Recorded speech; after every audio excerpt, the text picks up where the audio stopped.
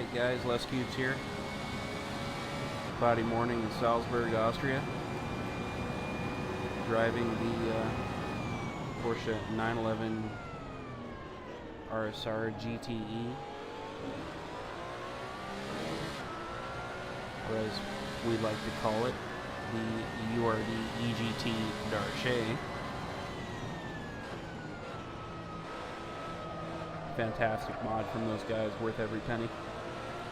Anyways, today I wanted to talk a little about Conelanders. So, if you're watching this, you're probably in the league, you know what's up. But I assume a few people aren't, so we'll do a little bit of a catch-up as to the happenings with the Conelanders, at least on the Assetto side. I braked way too much there. So yeah, GT3's been done for quite some time. We've been on hiatus since then, and the league has kicked off the last couple weekends with its new series. They're being organized by Psychedelics and Georgian. A lot of guys helping them out. Sykes running in these cars, the Porsche Cup, and Georgian's running a supercar series, Australian V8 supercars. So they both had their first races of the season, and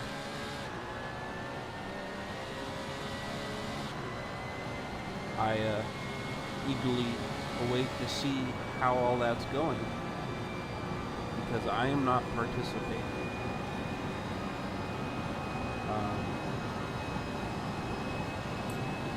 At the end of GT3,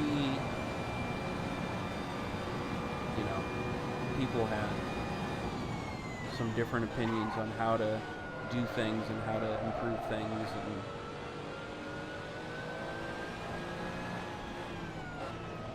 it's kind of what these series were born out of.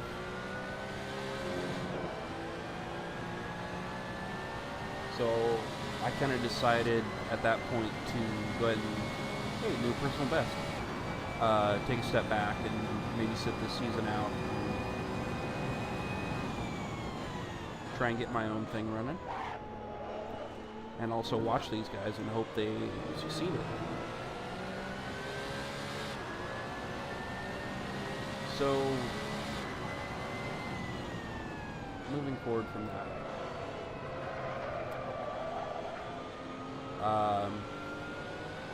What's changed since the end of,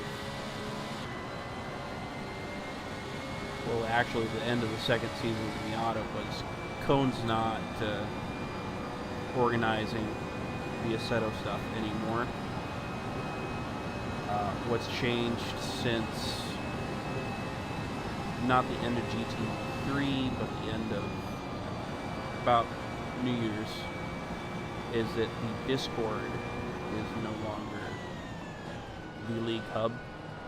That goes back to the Reddit.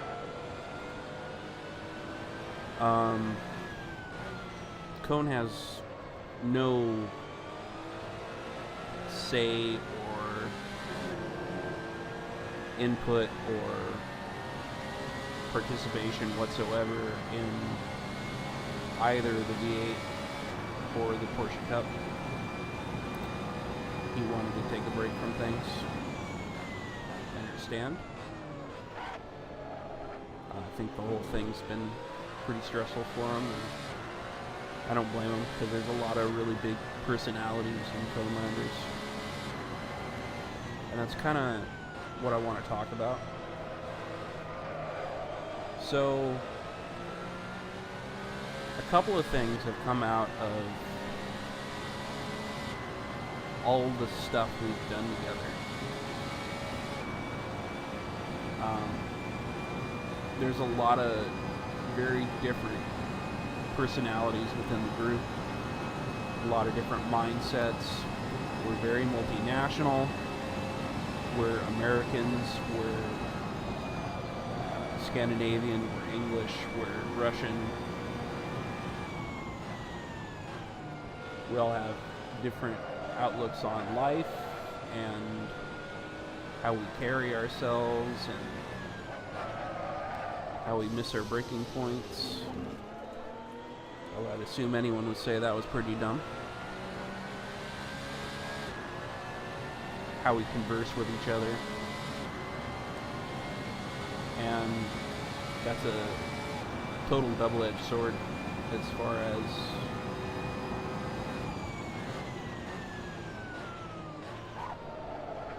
how we're both perceived outside and how things go on the inside. Something that I've been really, really, I wouldn't say angry about, but very, sad, disappointed about. And I guess that's a sign that I'm personally far, far too invested in this deal. Is that Conelanders has become a negative.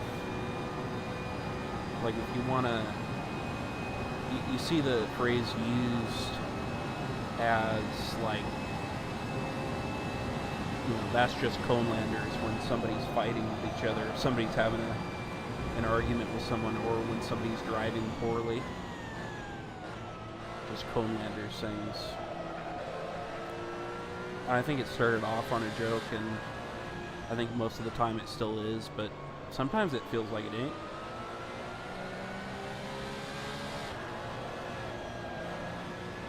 That kind of bums me out.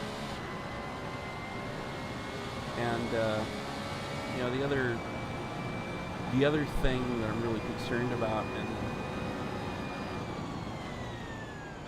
this is evident in the 2 series we have going, is the drift towards being a more hardcore sim racing league versus what Cone wanted, which was content creation. He wanted to get a bunch of guys under one house to do videos together and have that be a content, producing thing.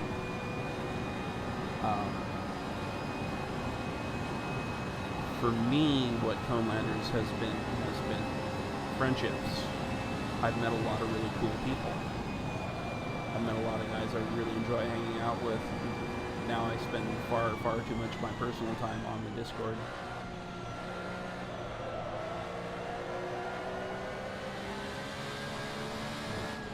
And that wasn't really the intent either. At least for Cone. Now, I shouldn't say that. I'm not speaking for Cone. I'm not speaking for the league. I'm just giving my own opinions here. But the rules thing, it's very frustrating. On the one hand, you have legitimately trying to deal with and curb abuse, if somebody's consistently cutting a corner and gaining advantage from that, that's against racing rules, that's the track limits, whatever. I understand that, and it makes sense within the context of a really serious sim racing league. A lot of the time I feel that kind of thing is also less trying to rein in the racing and more trying to rein in the people. And I really hope that I'm wrong about that. And I'm not trying to slight the guys running supercars or Porsche Cup on that fact, because running a series is not freaking easy.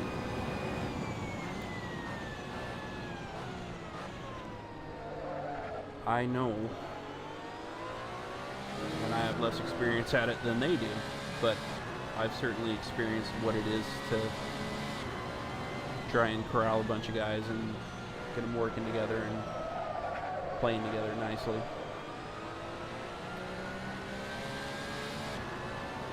But yeah, I'm worried. I'm really worried.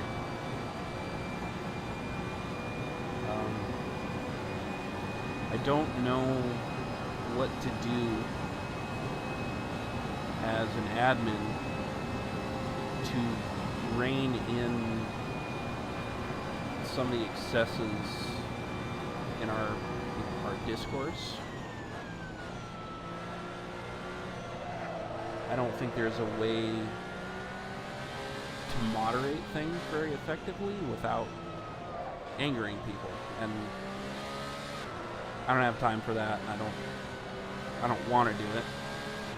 I don't want to sit a guy down and say, hey, you can't do this or say this, and I've only had to do it once or twice, and I really hate it. I really hate it.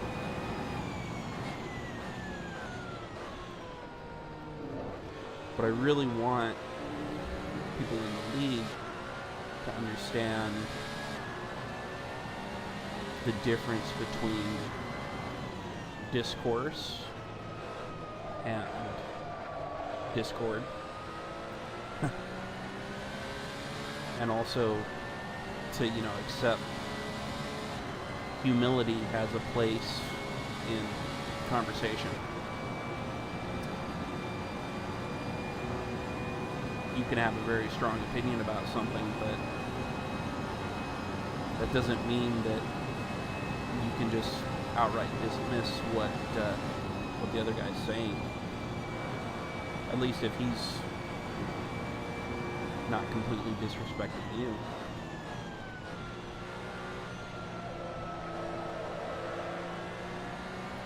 And I don't know that we can ever really rein that in fully. But I'd really like to. I'd really like to see a little bit higher standard. And I guess that's probably pretty hilarious coming from me because I'm me. Again, kind of why I hesitate to do the admin thing, do the mod thing.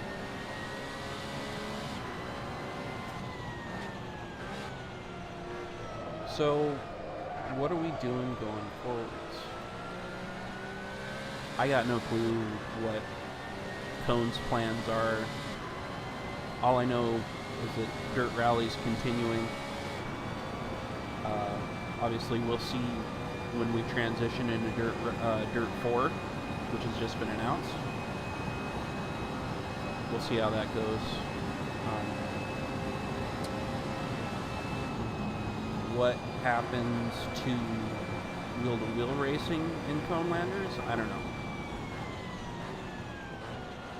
And that's really up to Cone Dodger himself. What do we have on the horizon now that we know about? Besides missing that corner again. Our good buddy JMS F32, or Jimps as we like to call him, is attempting to run a NASCAR Racing 2003 league. And I will be participating in that, and I'm stoked because I love that game. And I like driving stock cars. I'm not really a big NASCAR fan, but I do love driving stock cars. They're so fun. They're so cool to drive. Big heavy car, not much traction, a lot of power. It's cool. It's really cool.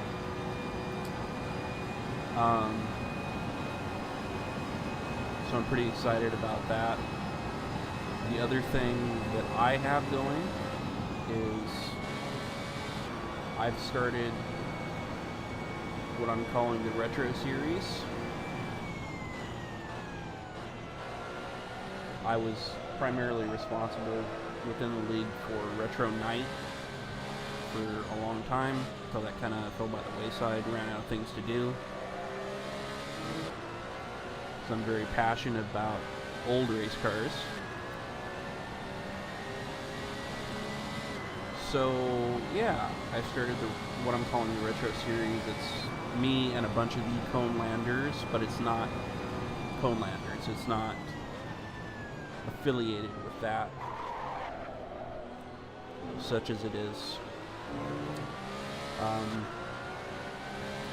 What I'd wanted to do for a long time, even before Conelanders started, was I wanted to run a GTR2 Power and Glory League. Power and Glory is awesome. It is one of the most complete, fun, cool mods out there for any title. And it has all the 60s and 70s touring car greats in it, and it is just fantastic. The cars are fun to drive. The track selection in GTR2 is unreal. Granted, it's very old, so everything looks pretty dated. And a bunch of guys got together with me, bought the game. I think only 2 or 3 guys that actually owned copies of GTR2 and knew about it. But, it's pretty cheap on Steam, so a bunch of guys were willing to give it a shot. And we did some tests, and it went pretty good initially, and then everything fell off the rails as far as technical stuff. When we introduced new elements like, mod tracks or whatever, things started falling off the rails. And I'm still pretty heartbroken about it, because it would have been really cool. So that kind of left me in the lurch until Trans Am mod came out for Assetto. So those cars, the physics are kind of relaxed, kind of like GTR2 physics. If you don't know Trans Am, these cars are... Why did I do that? These cars are late 60s, early 70s American pony cars. So Camaro, Mustang, Javelin, Cougar, Cuda, and Challenger, with small block V8s, 4-speed transmissions, and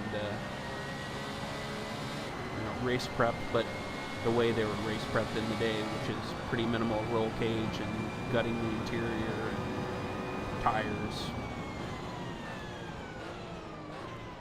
And our initial tests with that have been pretty positive. Everybody seems to be pretty happy about it. I have video of it. I think some of the other guys might too. And we're gonna run 3 races, or 4 races rather, in that. For our first season, I guess we'll call it. And the whole point of the Retro Series is retro. We're going to drive old cars,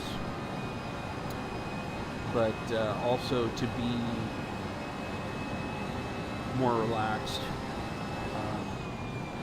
more, just guys having fun. And I think that'll be a better environment for guys making videos. And it's also going to be more fun for me as both a participant and an organizer, if I'm not having to hear about, such and such wrecked me, or such and such abused track limits, or whatever. All that crap, we're not going to worry about it. We'll have at most a very rudimentary point system. It's for fun. It's for guys having fun, which is what video games are. you know? Hop on the computer, get behind the wheel, go do something you enjoy. It's not, you know, competitive, you know, super crazy esports garbage. It's just fun. So that's the plan there.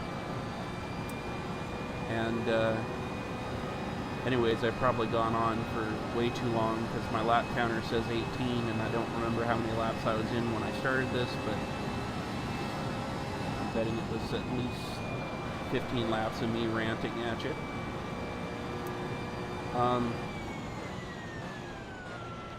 Hopefully I didn't ruffle too many feathers with my opinions. I know I too can be a little caustic at times.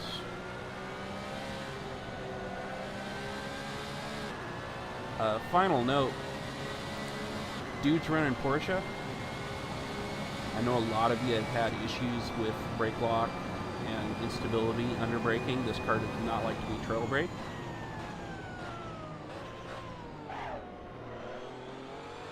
You got some tools at your disposal to fix that. So move your brake bias forward. That's one option.